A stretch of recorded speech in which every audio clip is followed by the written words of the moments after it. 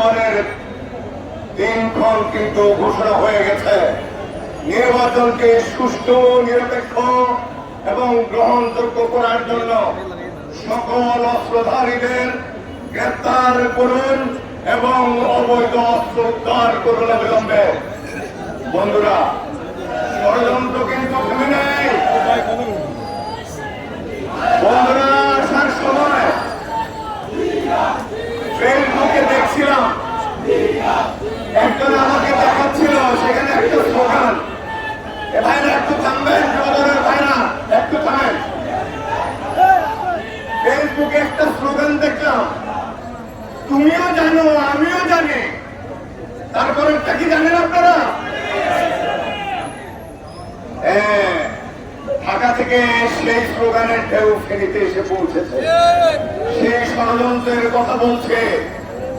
কক্সের বাজারের তত্ত্ব ষড়যন্ত্র শুনেছেন তো? নয়, নির্বাচন ঘোষণা হয়েছে, ষড়যন্ত্র থেমে নেই। ষড়যন্ত্র ছিল, ষড়যন্ত্র আছে, ষড়যন্ত্র থাকবে।